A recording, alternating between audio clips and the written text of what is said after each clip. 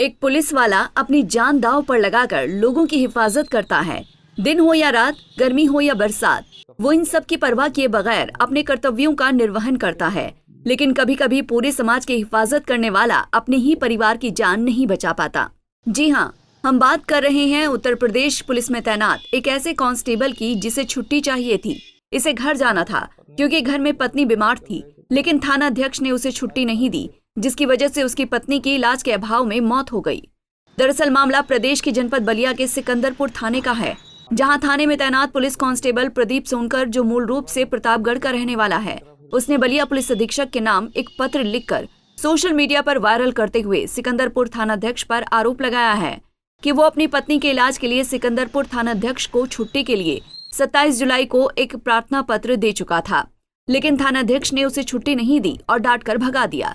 जिसके बाद उसको फोन आया कि उसकी पत्नी की तबीयत ज्यादा खराब हो गई है, इसलिए वो छुट्टी न मिलने के बावजूद घर के लिए निकल गया।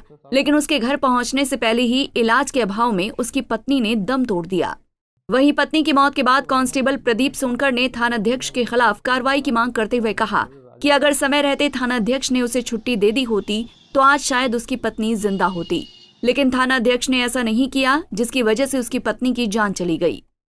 सर, मैं थाना सिकंदरपुर जनपद बलिया में पोस्ट हूँ। सर, मेरी पत्नी की तबीयत कुछ दिनों से खराब चल रही थी, तो मैंने 27 तारीख को एसएसपी साहब से छुट्टी मांगा कि मेरी पत्नी की तबीयत खराब, मुझे जांच कराने जाना है। तो मुझे वहाँ से डांट के भगा दिए, बोले बाद छुट्टी नहीं मिलेगी, पहले ड्यूटी करो, छुट्टी जाके ज़्यादा ज़रूरी है तो कप्तान से जाकर छुट्टी लो, मैं छुट्टी नहीं दूँगा।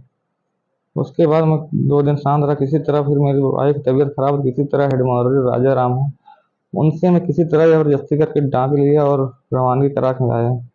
मैं डांक लेके सर जा रहा था, मेरी पत्नी की तबीयत बहुत ज़्यादा ख़राब हो गई थी, तो मुझे मम्मी मेरी सूचना दी कि तो मेरी बाबू की तबीयत बहुत ज़्यादा ख़राब है, जल्दी आओ। तो मम्मी लोग हॉस्पिटल ले जा रहे थे, रास्ते में मेरी पत्नी ने दम तोड़ दिया। अस्पताल वहाँ स्वरूप रानी ने दम तोड़ दिया। क्या नाम है आपका? कांस्टेबल प्रदीप सोनकर नाम। वहीं इस मामले में बलिया पुलिस अधीक्षक का कहना है कि सोशल मीडिया के माध्यम से हमें एक चिट्ठी मिली है, जिसमें सिकंदरपुर थाने के थानाध्यक्ष पर एक कांस्टेबल ने गंभीर आरोप लगाए हैं, जिसकी जांच सिकंदरपुर उप अधीक्षक को सौंपी गई है, जो मामले की जांच कर रहे हैं, और जांच के बाद जो तथ्य निकलकर सामने आएगा उसके हिसाब से कार्रवाई की जाएगी। थाना सिकंदरपुर जनपद बलिया में बैच 19 के प्रदीप सोनकर कांस्टेबल हैं जो पोस्टेड हैं, तो उनके साथ एक ट्रेजेडी की सूचना हम लोग को मिली है, सोशल मीडिया के थ्रू मिली है और कंफर्म भी हो गई है। उनकी पत्नी की असामयिक मृत्यु हुई है। तो शोक संतप्त परिवार के साथ हम लोग पूरी तरह से हैं, बलिया पुलिस और पूरी पुलिस परिवार उनके साथ है। और इस मामले में एक एप्लीकेशन भी उनका सोशल मीडिया के थ्रू हम लोगों को मिला है, उसकी जांच सीओ सिकंदरपुर कर रहे हैं। सीओ सिकंदरपुर उनसे मिलने को उनको पहुँच रहे हैं, और जैसा भी तथ्यात्मक सूचना मिलेगी, जो भी आख्या होगी, उसके हिसाब से कार्रवाई। सर, क्या आरोप है सिपाही का? सर, वो आरोप अभी जो उन्होंने आरोप लगाए हैं, वो जो वहाँ SHO हैं उनके खिलाफ आरोप लगाए हैं कि उनको छुट्टी समय से नहीं दी गई है। तो ये इस तरह के आरोप उन्होंने अंकित किए हैं, जो कि एक पत्र सोशल मीडिया के थ्रू मिला है। इसकी जांच में सीओ सिकंदरपुर को सौंपी गई है। ऐसे में जहां एक और पुलिस अधीक्षक मामले की जांच कर कार्रवाई करने की बात कह रहे हैं, तो वहीं दूसरी ओर कांस्टेबल की पत्नी की मौत के बाद से पुलिस पर कई तरह के सवाल खड़े हो रहे हैं।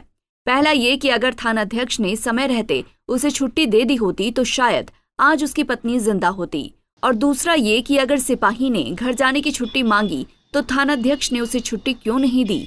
अब उसकी पत्नी की मौत का जिम्मेदार कौन है? पंजाब केसरी टीवी के लिए बलिया से मुकेश मिश्रा की रिपोर्ट। हमसे जुड़े रहने के लिए हमारे YouTube चैनल को सब्सक्राइब करें और नई वीडियो की नोटिफिकेशन के लिए बेल आइकॉन को दबाएं। अगर आप ये वीडियो Facebook पर देख रहे हैं तो लाइक जरूर करें और ज्यादा से ज्यादा शेयर करें। धन्यवाद।